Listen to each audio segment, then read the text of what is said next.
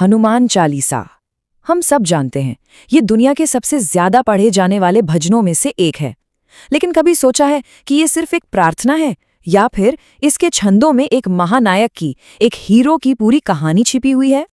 तो सवाल यही उठता है, भाई 40 छंदों की एक छोटी सी प्रार्थना में एक महान नायक की पूरी कहानी आखिर कैसे समा सकती है? तो चलिए आज इसी में गहराई से उतरते हैं।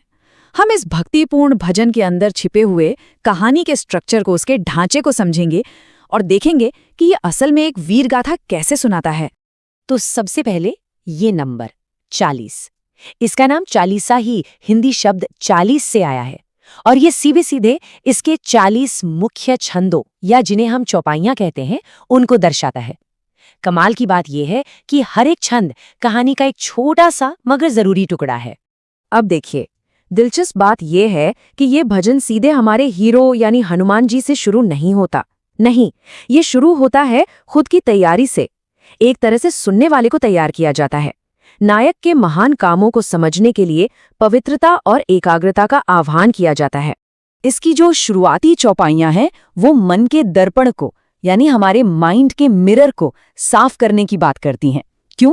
ताकि नायक की जो महिमा है, उनकी जो ग्लोरी है, वो उस दर्पण में एकदम साफ साफ दिखाई दे सके। तो ये सब उस शक्ति, उस ज्ञान और उस विवेक को पाने के बारे में है जो आगे जो जबरदस्त कहानी आने वाली है उसे पूरी तरह से समझने के लिए जरूरी है। तो तैयारी पूरी हो गई और अब कहानी के मेन कैरेक्टर की एंट्री होती है। यहीं से उनकी बेहिसाब शक्ति और उनकी डिवाइन नेचर की नींव रखी जाती है। जैसे ये एक पंक्ति है, महावीर विक्रम बजरंगी, कुमति निवार सुमति के संगी। इस एक ही लाइन में इतना पावरफुल डिस्क्रिप्शन है। तो सवाल ये है कि इन टाइटल्स का, इन उपाधियों का असल में मतलब क्या है? देखिए, महावीर का मतलब है महान और सबसे वीर योद्धा, विक्रम मतलब पराक्रमी और बजरंगी मतलब जिसका शरीर वज्र की तरह, थंडरबोल्ट की तरह मजबूत हो। तो सबसे जरूरी बात क्या है? ये सिर्फ नाम नहीं है, ये उनके हीरोइक क्वालिटीज का, उनके वीर गुणों का निचोड़ है। ये बातें उन्हें एक ऐसे पावरफुल प्रोटेक्टर के रूप में स्थापित करती हैं जो हर तरह के अंधकार को दूर करते हैं। और फिर एक और शब्द आता है, अतुलित बल धामा। इसका मतलब है अतुल्य शक्ति और बल का धाम, एक ऐसा घर जहां इनकम्पेरेबल स्ट्रेंथ रहती हो। तो चालीसा हनुमान जी को सिर्फ शक्तिशाली ही नहीं बताती, बल्कि उन्हें शक्ति का एक असीमित स्रोत, पवन देव का पुत्र और सबसे जरूरी भगवान राम के दूत के रूप में भी दिखाती है।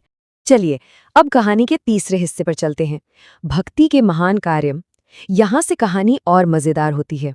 देखिए, ये भजन सिर्फ उनकी शक्ति का बखान नहीं करता कि वो कितने पावरफुल थे। नहीं, ये उनके सबसे फेमस कामों को, उनके लेजेंडरी एक्ट्स को भी गिनवाता है।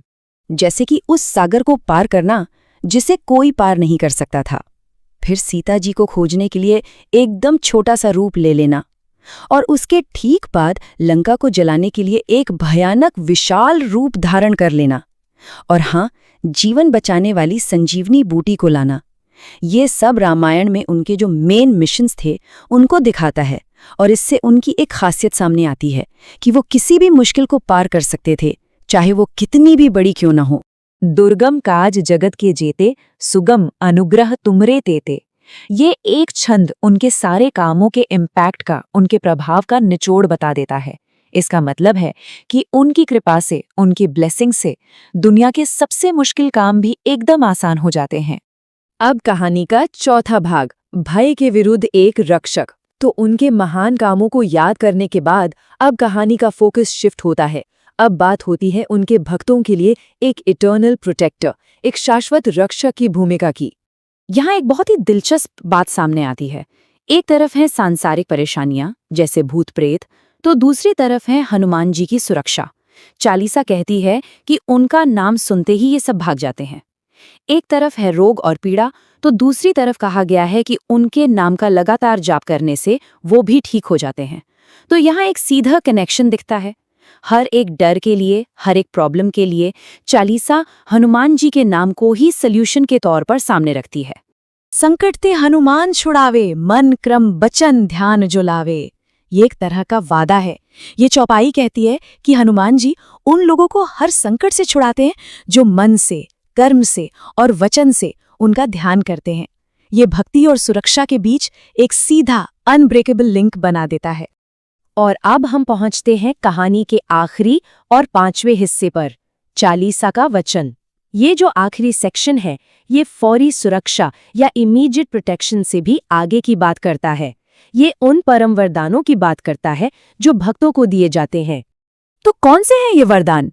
चालीसा में कहा गया है कि हनुमान जी अष्ट सिद्धि यानी 8 महाशक्तियां और नवनिधि यानी 9 दिव्य खजाने इनके दाता हैं। और ये शक्तियां और खजाने उन्हें देवी सीता से एक उपहार के रूप में मिले थे। लेकिन इन सबसे भी बड़ा एक अंतिम पुरस्कार है जिसका जिक्र चालीसा में है, और वो है पुनर्जन्म के चक्र से मुक्ति और दिव्य लोक में स्थान पाना। तो एक भक्त के लिए चालीसा का पाठ सिर्फ दुनियावी फायदों के लिए नहीं है, ये असल में आध्यात्मिक मुक्ति और परमात्मा से हमेशा के लिए जुड़ जाने का एक रास्ता है। तुलसीदास सदा हरि चेरा, कीजे नाथ हृदय मह डेरा। और इस पूरे कहानी का अंत होता है इसके लेखक तुलसीदास जी की इस बहुत ही पर्सनल प्रार्थना के साथ। वो उस महान नायक से, हनुमान जी से ये विनती कर रहे हैं कि वो हमेशा उनके दिल में, उनके हृदय में निवास करें।